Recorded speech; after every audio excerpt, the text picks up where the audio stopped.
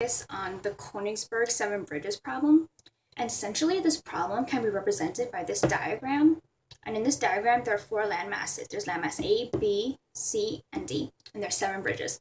Bridge 1, Bridge 2, Bridge 3, Bridge 4, Bridge 5, Bridge 6, Bridge 7. These seven bridges connect the four land masses in various ways. And the problem is that we were trying to solve is whether a person can go through like all four pieces of land by crossing each bridge only once.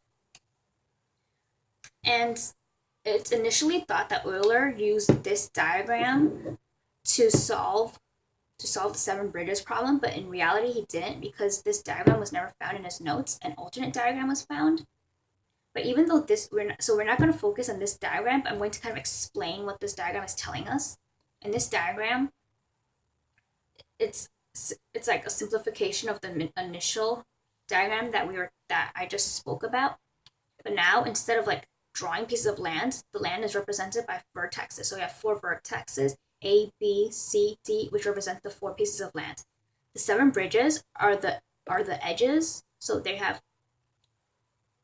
we have bridge 1, which is A, bridge 2, which is B, bridge 3, which is C, bridge 4, D, bridge 5, E, bridge 6, F, bridge 7, G. But since this is not the Euler way of solving the problem, I'm not going to focus on this diagram. So this diagram is the diagram that Euler actually used. This diagram is quite similar to the first diagram that I talked about, and this is like, so here's a sense of comparison. This is first diagram in purple, second diagram in orange. Okay. So in this diagram, we are given four pieces of land again, A, B, C, D, and we're given seven bridges. A, B, C, D, E, F, G. So Euler went through a series of questions that he solved in order to actually solve this problem, in order to solve the seven bridges problem. And so we're going to go through like each realization, and so that it could culminate into like actually solving the seven bridges problem. So the first important note that Euler realized was a path signified by n letters corresponds to n minus 1 bridges. And I'm going to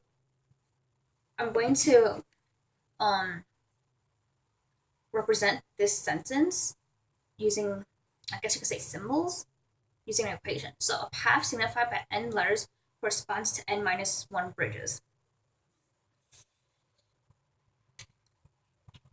So I'm going to say the number of bridges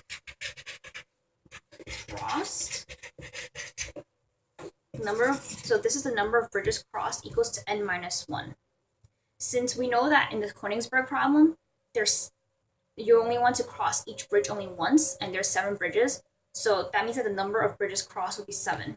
So we're trying to find n, and n is a path. N is the number of bridges. N is the number of bridges, which means like the number of letters. So n equals to number of letters.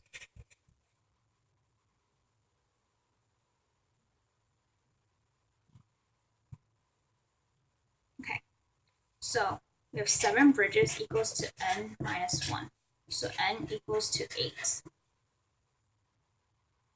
This means that, so I'm going to like box this. So what n equals 8 is telling us is that you need an 8-letter path in order to cross all 7 bridges, since n equals the number of letters.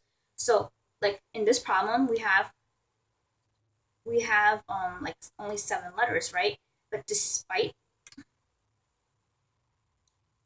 that fact, we need in that single path that we're using, we're gonna like need 8 letters in order to cross the 7 bridges, which means that within our path that we choose, one letter is gonna be repeated. So we're gonna cross one letter like twice in order to cross every single bridge and go through each land piece.